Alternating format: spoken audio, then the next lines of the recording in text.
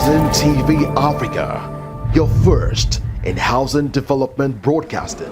I'm going to speak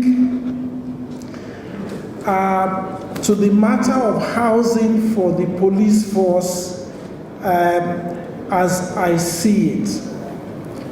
And because you already have, I can see from the panel, some of the most talented professionals in Nigeria here today that Hakeem has convened and brought to this space. I'm not going to spend a lot of time in terms of the detail about constructing and structuring a housing police program, but I want to speak to a bigger issue. I want to speak to a bigger issue, and that is the context for and the lens through which I wish to address this subject of the renewed hope for police housing in Nigeria. As a speaker, you are given a topic to speak to, but if I had my way, I would have titled this Renewed Hope for Police Housing More Than the Police, because the matter that we speak to is about more than the police, and as soon as you will find, I consider it one that is about our national survival as a nation. As a nation, we are going through one of the most trying passages in our recent history, largely because of a chain of poor decisions and inaction spanning over 5 decades. There is no denying that for the Nigerian, including officers and men of the Nigerian police, day-to-day living has become very tough indeed. That is the reality. The new leadership has the very difficult task of correcting most of these poor decisions, navigating the painful passage through the renewed hope of a marked turnaround in the quality of life of the Nigerian. The fact that we are having this summit, and again congratulations to the Nigerian police force, is part of this process, and it is indeed a bold initiative. The process of social and economic development of Nigeria, which is ultimately what the renewed hope agenda is about. The civilizing again of Nigeria is based on one critical presumption. It is wholly based on one critical presumption, and that presumption is that we have and we will continue to have a nation of law and order. Eisenhower says the world no longer has a choice between force and law. If civilization is to survive, it must choose between the rule of law. And you might wonder what this has to do with police housing, but hang on with me for a minute.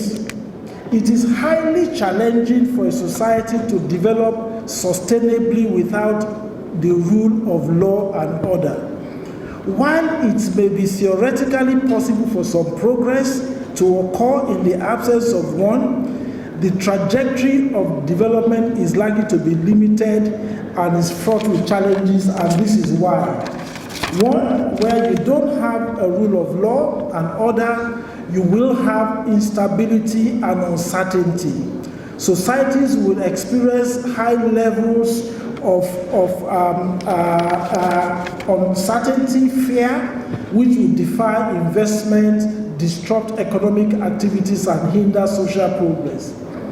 Where there is a paucity of rule of law, societies will experience a risk of conflict, and we know that in the absence of that, we will have conflict over resources, over power, over ideologies, which will lead to violence, displacement, and crisis. It will lead to weak governance, and it will impede social progress and undermine our institutions. That is a little bit familiar to us as Nigerians. So in terms of constructing the civilization and the development, the socio-economic of development, we have to be clear that we are not putting the cart before the horse. The horse, in terms of developing Nigeria, has to be that law and order is the horse that pulls the cart. There is an almost perfect correlation between development of nations and law and order. If you look at this document, the rule of law around the world for 2022, it's evident that some of the most developed economies have the stronger rule of law, and some of the less developed economies, which are the yellow and red ones, are the weaker and weakening economies of the world. It is a perfect correlation, and therefore that is important. So again, what does this have to do about police housing? So let me stop beating about the bush, but I thought it was important to make that point.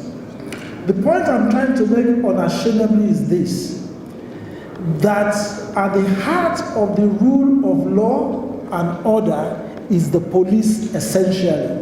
The quality of policing is the largest driver of the quality of the rule of law in a society. And therefore, without a decisive, bold, and audacious, and even sustained focus on reforming the Nigerian police force as a critical part of a wider objective of strengthening law and order, it is extremely doubtful that we can achieve our development ambition no matter how much money that we throw at it. The development trajectory of countries like Singapore, South Korea, and very many countries around the world have proven that beyond reasonable doubt. Of course, a reform program of the Nigerian police will have a number of key aspects to it.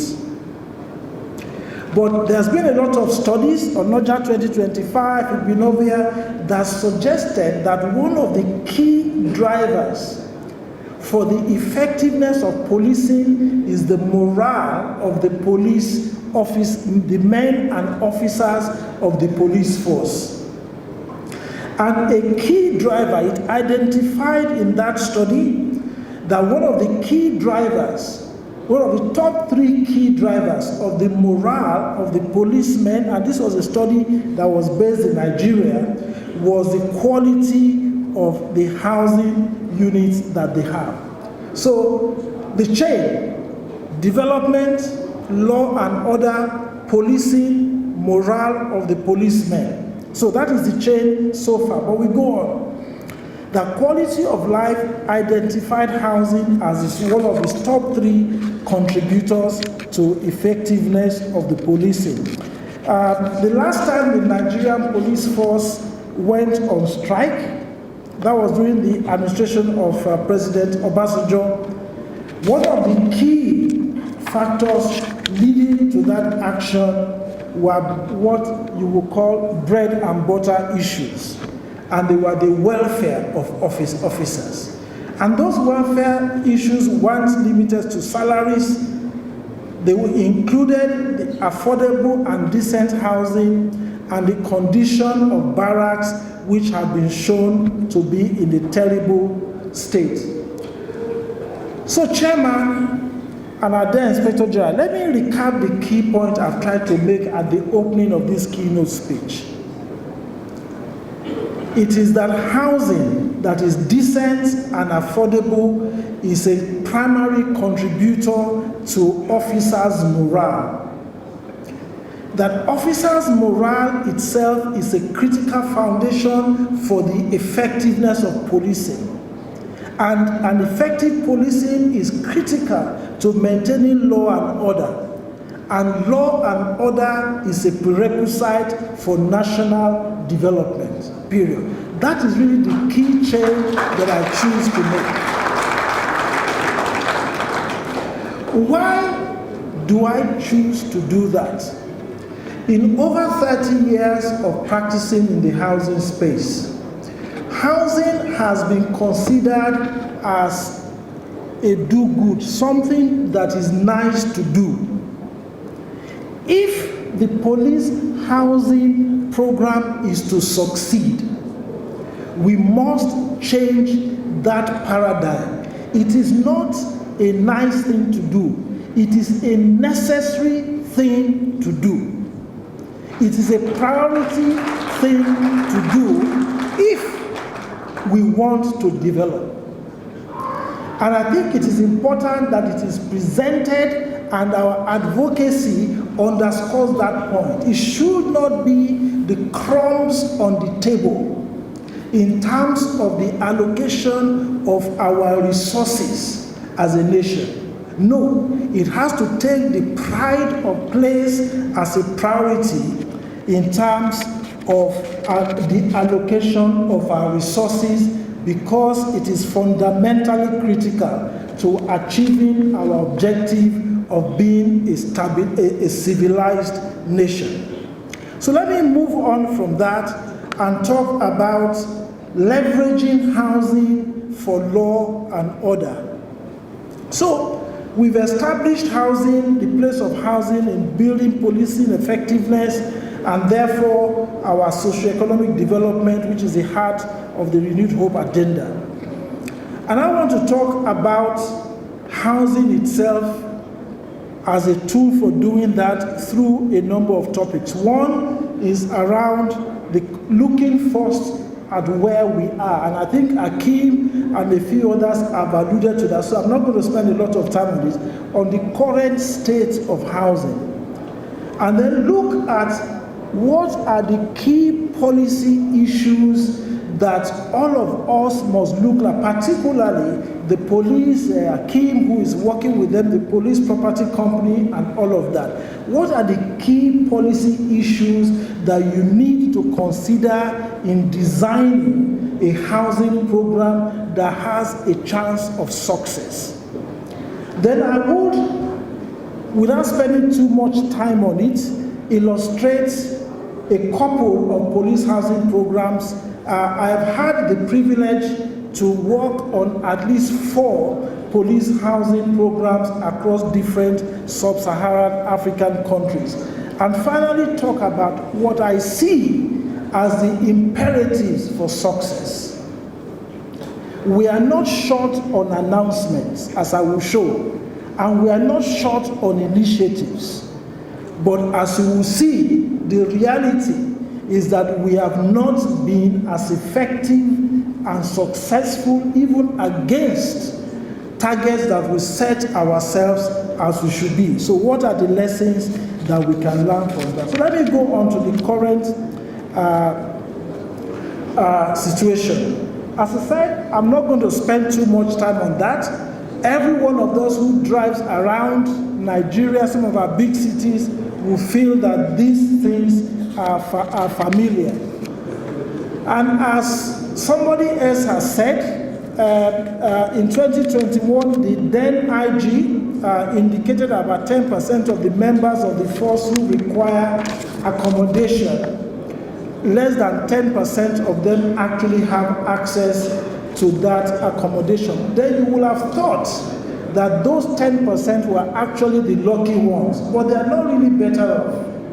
In the 2020 study by a researcher, Bichi, 89% of members of the Nigerian police force said they were very dissatisfied. That's of that 10%. They were very dissatisfied with the condition of their accommodation. 88% depend on water vendors or commercial water tankers for water supply, so there's really no water. And one interesting one, I had to put this there, 81% felt that the barracks were unsafe, which is rather ironic, given that we are talking about the police. But I don't want to be the bearer of bad news. We all know this. The critical issue is that how do we fix it? But that is not the only part of the story. For those officers who are unable to access what we think are poor barrack accommodation, there is significant barrier to access to even the most basic accommodation in the open market. So for the 90%, they don't even earn enough to access accommodation on the market. The Beachy study suggests that for police officers below the rank of inspector, only 11% of them can afford to buy or rent a decent accommodation in their locality. And therefore, for police officers, particularly those in the junior cadres, the position worsens remarkably after retirement. For many years, after many years of meritorious service to us all, putting themselves on the line for our collective safety and security. Although I could find no credible study on this subject, and that is something that perhaps we all should look at as a housing practitioner, there is abundant evidence that for the majority of police officers, particularly in the junior cadre who have retired, making ends meet, including their housing costs, is a major challenge when they have left service. Mr. Chairman and the Inspector General and distinguished members of the National Assembly and the audience, I suspect that I've not told you something that you don't already know. My plea is that knowing this, we must act decisively. I perceive that we are at a critical inflection point, embracing the ongoing reforms across various parts of our national life. We have an opportunity to begin to reach for our dream of a prosperous nation. Establishing law and order is at the foundation of that. Effective policing is at the heart of a law and order society, and the morale of our policemen and women, including making sure that every one of them live in the most decent housing we can afford, is now critically urgent. So let me look at some of the policy issues that we have to look at in constructing, as Akim said, the objective of a strategy for police housing. There are a number of issues that I think that we need to look at. Please note that I do not prescribe. I only suggest issues that we should think about. The first one is barracks or housing for the police. What are we doing? Which of them?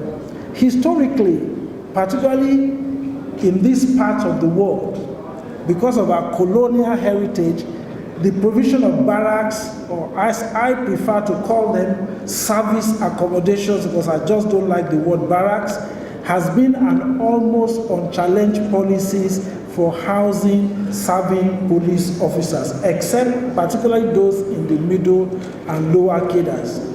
However, in recent times, there has been significant debate about the concept of barracks. Why do I raise this? I take no position. But in terms of looking to provide housing for our police officers, it's also an opportunity to reflect on how we do it to ensure sustainability. In 2017, Donald Duke, the former governor of Cross River State, called for the abolition of barracks for personnel of the force, and his argument was that the police ought to live among the people and not amongst themselves. There may be a point there may be not, but I think that it invites a debate. And as recently as last week, the House of Representatives also argued for the abolition of the barrack model. So before we rear on, let us think and determine, because these things will last 40, 50 years.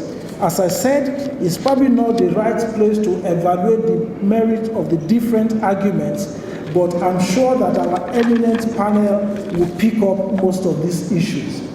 The second key issue in terms of a policy strategy design for this is about scope.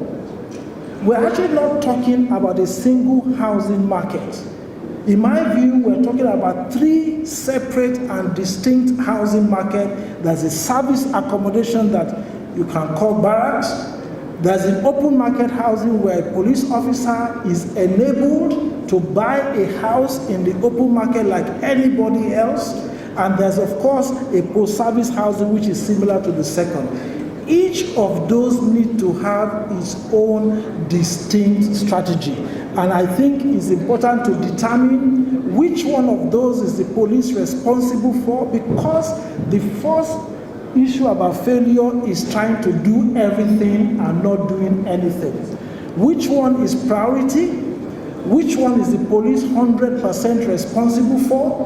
Which one is the police 50% responsible for? And which one is it not responsible for? And what is the most effective strategies for delivering on all of those distinct markets? The third one is about sustainable financing for housing our police force, and I'm glad to hear the notion of a housing fund, clearly an option.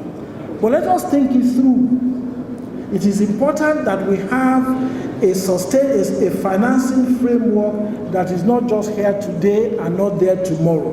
We must build for the long term. We must think for the long term. And in my view, for the financing framework to be sustainable, it needs to tick at least 4 boxes. First, it must inherently attract and recycle capital to finance current and future development of new homes as the need arises. Secondly, it must be robust in attracting capital flow, not just from one source, but from a variety of sources. The truth is that it is unlikely now and going forward, there's only one source, whether appropriation or any other source, that can singularly finance police housing. And thirdly, this is quite specific around cross-subsidy. The issue, the reality is this, and I think one of the speakers mentioned it, that a significant proportion of the police force, particularly those of the lower cadres and low income, are unlikely to be able to access housing at economic cost. And that raises the question of subsidy. That raises the question of subsidy. Therefore, a sustainable financing framework must build into it some element of cross-subsidy that allows the bulk of the force who are on low income to also access housing. Otherwise, it will fail. The final box that must be ticked in developing the finance framework is that the Nigerian police sits on some of the most prized land assets in our major urban areas. Most of these are significantly underutilized. A clear and transparent asset management strategy could release value, estimated in my view into trillions of naira, to help support and underpin a financing framework for the police. And just 2 more, affordability. Somebody mentioned this. It has to be at the heart of the financial financial model. It needs to deliver affordability to the officers and staff of the police force. As I said, Bichi in 2021 said only 11% of police officers below the rank of inspector can afford to buy or rent a decent accommodation in the area where they are posted. So I will just kind of leave it there. And let me very quickly, Mr. Chairman and our Inspector General, move to a couple of practices and examples. And I'm usually very reluctant to do this because I think that we have our own peculiarities and we have enough brains and enough experience to design to our own peculiarities. But I wish to share these examples for 2 reasons. One, that it can work, and 2, that if other Africans have done it, we have even a better chance and potential to do it. And that is why I've only chosen 2 sub-Saharan African countries that I'm intimately familiar and worked on, rather than some of the interesting examples coming from Southeast Asia and other parts of the world. The first one is the Kenyan Housing Improvement Program, which started in 2014, 2015. Like us, the Kenyan police force, which has about 111,000 people, faced a huge housing crisis with a large proportion of the police officers living in unacceptable circumstances. I mean, I don't know if the picture can come up. It's the next slide. The condition for the Kenyan police was terrible. I think it was actually worse than ours because it had a lot of colonial background to it. They typically were bungalows and they typically were built with mabatas, as they call them in Kenya, but iron roofs, iron sheets. They were terrible to live. In some cases, there were 2 families living there. But the first thing was the fact that the government of the former President Uhuru Kenyatta felt that this was a critical matter. So speaks to my first point. The Kenyan Housing Improvement Program was not pitched as a housing project. It was pitched as a security project. The pitch of the KHIP was that, look, we are facing significant terrorist insurgencies that is beginning to move in country from the northeast, very similar to ours. The morale of our police was critical, and these people were living in places like that. And that was the pitch to development institutions. That was the pitch. It was not a housing program. Why? Development institutions are generally not very excited about housing.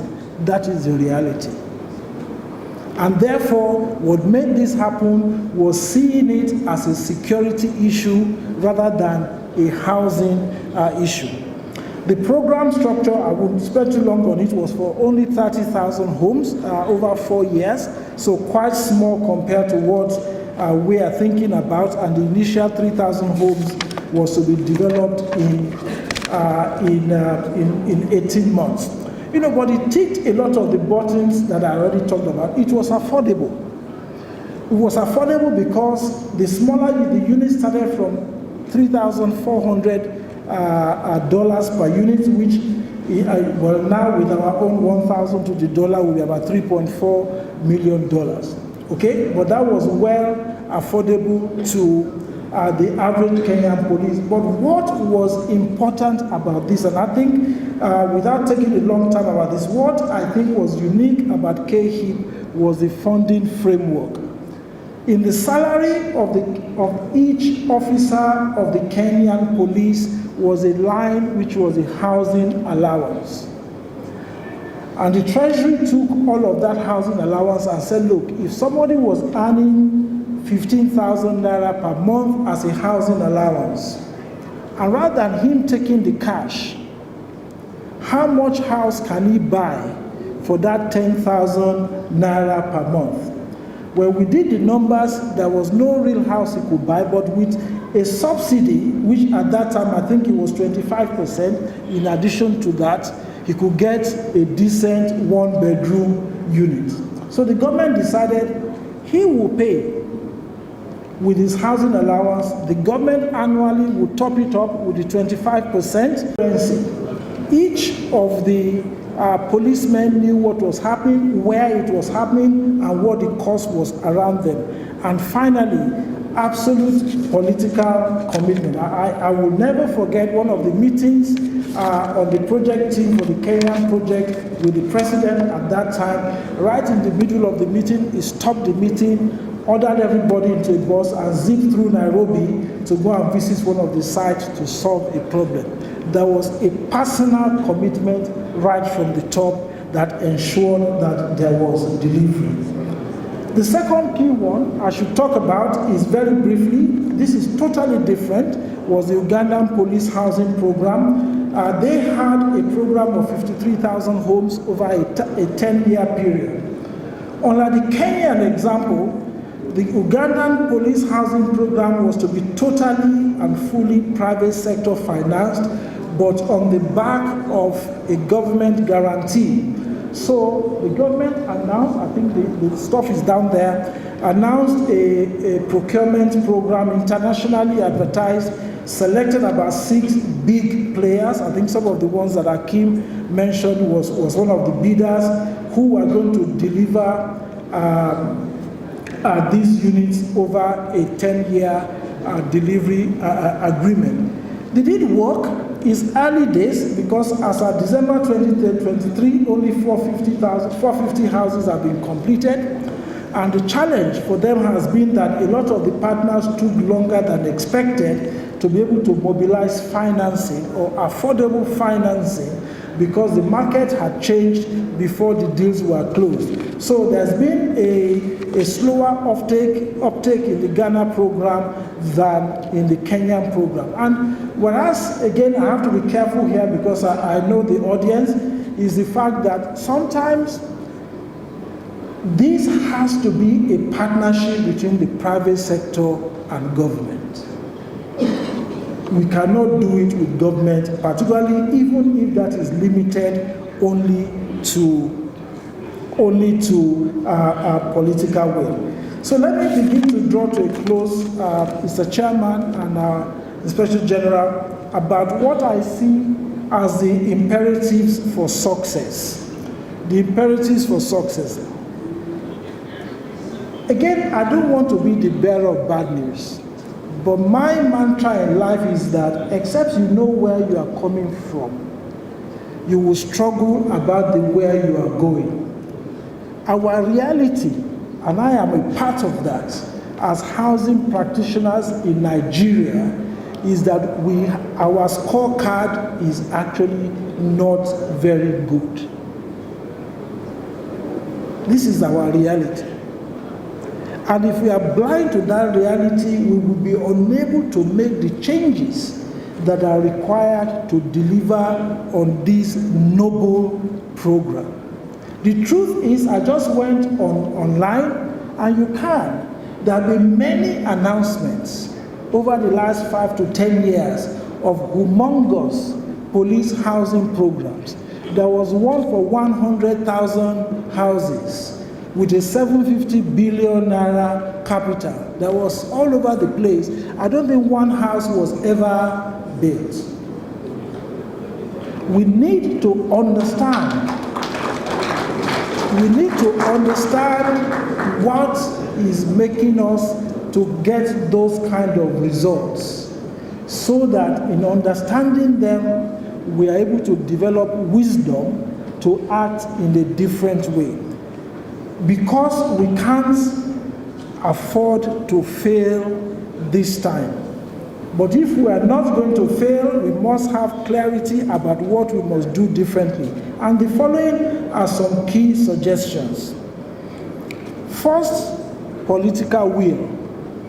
And I start with that, because of where I started this presentation, that we must see this as not just housing for the police. We must see that we are providing housing for the police, particularly the junior cadre in the police, not because we want to be nice or kind to them, but because of our own self-interest. We want to survive.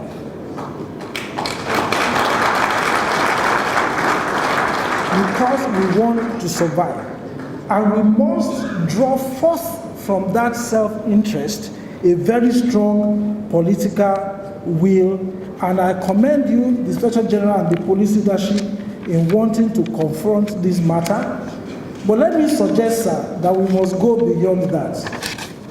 If it's not just going to be a matter for the police only, all the other institutions must be involved. It should not be for the National Assembly that this is just a matter for the police. What can the National Assembly do to make this happen? What can the Ministry of Finance budget do to make this happen? What can the Ministry of Works do to make this happen? What can the Ministry of Housing and Development do to make this happen? Because it is not about the police, it is about us. It is about us. This is very critical. The second key imperative, in my view, for success is plan, and plan again. Because we are very spiritual people, we find it a lot easier to do all-night prayer meetings and all kinds of things. This is all very good, but These programs require rigorous and planning. We need to be clear where we are going when we set out. So I encourage all of those who will be involved in taking this project forward, please plan. Let planning be front, center, and back of your process. Put simply, let us see a very clear business plan. Thirdly, sort out the financing and be very innovative. There is no cookie cutter solution that will deal with this problem, and it can't be simplistic. But I know that in this room, there are people who can bring forth this answer. And I think with somebody like Akeem and his convenient powers, he knows everybody, I think that I can lay that matter to rest. We must innovate around the financing structure and for the housing police program. The fourth bit for me in terms of imperatives of success is a long-term game. This has to be a long-term game. Let us not be like the child who suddenly wakes up and is 8 years old and says, I'm going to run the Olympics. The truth is that we don't have a track record yet of building significant large-scale programs. So let us plan and see this as a long-term program that goes beyond administrations. Okay, that goes, one of the key things at the heart of the Kenyan housing program, now that President Uhuru has left and now we have President Ruto, is in fact they can do nothing about it because they have an agreement with the DFI that they dare not break. Because the day they break it, that's the end of the economy. They can no longer raise money. So they can't break it. So the structure ensures that this program can go on perpetually.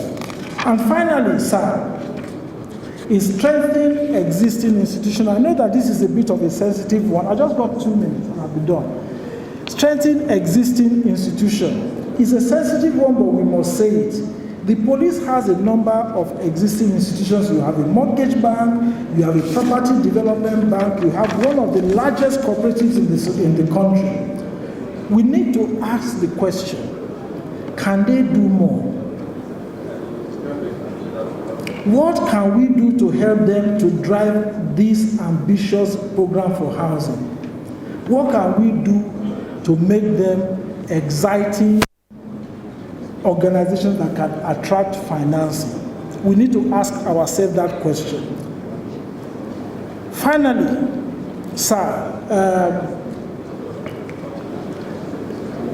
the Inspector General, sir, and by extension, the leadership of the team. I will close here, but allow me, sir, to address you directly. In the scriptures, there was a famous lady who will go on to deliver her people from impending doom. And she was invited by an old relative to ponder and reflect on the possibility that she had ascended the position of power for such a time like this. I'm not going to discuss her response to her older relative because your consultant, Hakim, is a pastor and he can do a better job than me. But what we do know is that she stood up to the time and delivered her people. Mr. IG, sir, I dare say that for the police and by extension the Nigerian police population, we are at an Esther moment. We are at an Esther moment.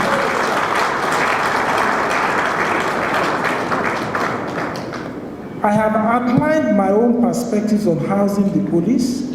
They are far from being the perfect answers. I only draw from 35 years experience of working across geographies, as I said, working on some of these programs. But one thing I know, sir, is that everything I have pales into nothingness in the absence of a decisive and determined leadership to make this happen.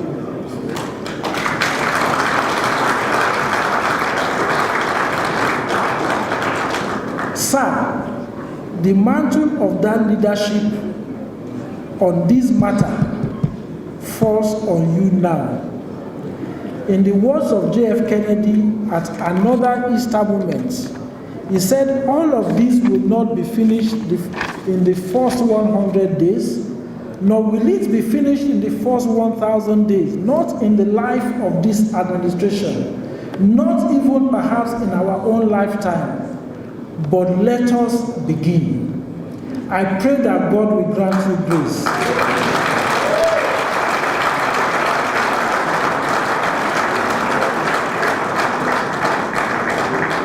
With all other protocols observed, thank you, ladies and gentlemen.